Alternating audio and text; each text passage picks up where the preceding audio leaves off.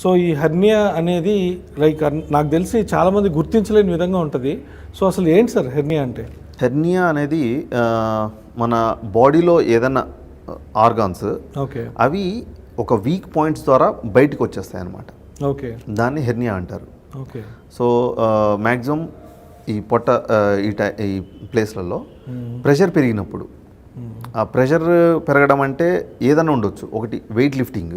Okay, weight lift చేసినప్పుడు పొట్ట మొత్తం ఇట్లా ఒత్తుకుపోతుంది. అవును సార్. సో అలాంటి వాళ్ళల్లో ఎక్కువ ఉంటుంది. లేదా హెవీ జిమ్ వర్కర్స్, బాగా heavy weight lifters, rickshaw pullers, వీళ్ళల్లో ఏంటంటే కొంచెం హార్డ్ వర్కర్స్ ఉంటారు కదా, ఇవి అవి అన్నీ ఎత్తుతూ ఉంటారు.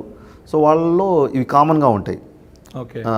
ఇంకోటి ఏంటంటే ఈ అబ్డామినల్ వాల్ వీక్ ఉన్నప్పుడు, ఓకే, అబ్డామినల్ వాల్ వీక్ ఉన్నప్పుడు కూడా వీక్ పాయింట్స్ ఉంటాయి. అందులో నుంచి ప్రెషర్ పెరిగినప్పుడు సింపుల్గా బయటకు వచ్చేస్తాయి అన్నమాట అవి.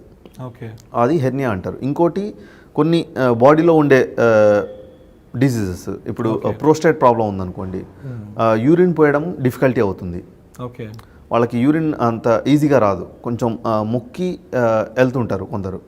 ఓకే, అలా మొక్కినప్పుడు పొట్టలో ప్రెషర్ పెరుగుతుంది. సో దానివల్ల హెర్నియాలు వచ్చేస్తాయి. కొన్నిసార్లు కాన్స్టిపేషన్ అనేది చాలా మందిలో ఉంటుంది, సరిగ్గా నీళ్ళు తాగక అలా. సో వాళ్ళలో కూడా ప్రెషర్ పెట్టినప్పుడు వీక్ పాయింట్స్లో నుంచి హెర్నియా వచ్చేస్తుంది. ఓకే. కొందరికి ఏంటంటే సిగరెట్ స్మోకింగ్ అలాంటివి, వాళ్ళలో ఏంటంటే తరచుగా కాఫ్ రావడము, ఇలాంటివి వస్తాయి. సో కాఫ్ దగ్గేటప్పుడు ప్రెషర్ వల్ల వచ్చేస్తుంటుంది. సో ఇవన్నీ కారణాలండి హెర్నియాలు రావడానికి. సార్ యాక్చువల్గా మెడికల్ టర్మ్స్లో prevention is better than cure అంటారు కదా. సో దీనికి ప్రివెన్షన్ అంటే ఏ విధంగా చూసుకోవచ్చు అంటారు? ప్రివెన్షన్ అంటే ఇదే అండి. ఒకటి, ఇప్పుడు కాన్స్టిపేషన్ ఉందనుకోండి, కాన్స్టిపేషన్కి ఏం కావాలి? High fibre diet.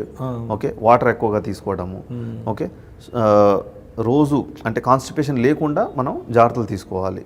ఓకే, వాళ్ళ కాన్స్టిపేషన్ ఉంది అంటే వెంటనే డాక్టర్ కన్సల్ట్ అయ్యి దానికి సంబంధించిన సిరప్స్ అవి ఉంటాయి. ఓకే, అవి ఫాలో అయితే సరిపోతుంది.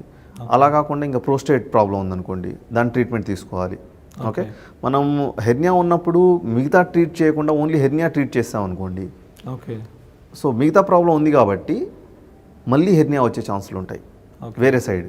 ఇప్పుడు ఒక సైడ్ అంటే చేసేస్తాము, ఓకే, ఇంకో సైడ్ మళ్ళీ వచ్చే ఛాన్సులు ఉంటాయి.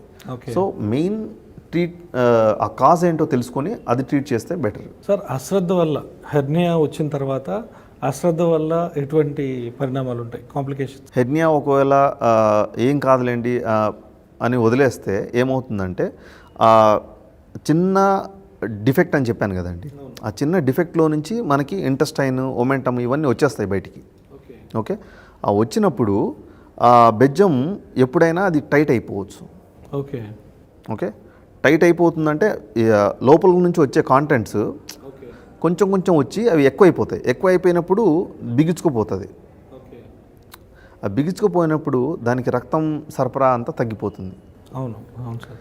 సో ఇలాంటి కాంప్లికేషన్స్ వస్తాయన్నమాట. ఒకసారి ఇంటెస్టైన్కి ఆ రక్తం తగ్గిపోయింది అనుకోండి, ఆ ఇంటెస్టైన్ అంతా పాడైపోయింది. తర్వాత అది అక్కడ వరకు నెక్రోస్ అంటే డెత్ అయిపోయింది అనమాట.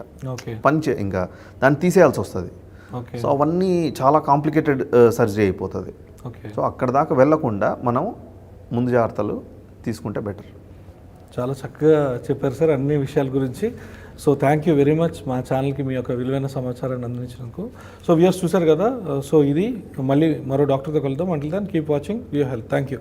ఇలాంటి ఇంట్రెస్టింగ్ వీడియోస్ కోసం తప్పకుండా మా ఛానల్ని సబ్స్క్రైబ్ చేయండి.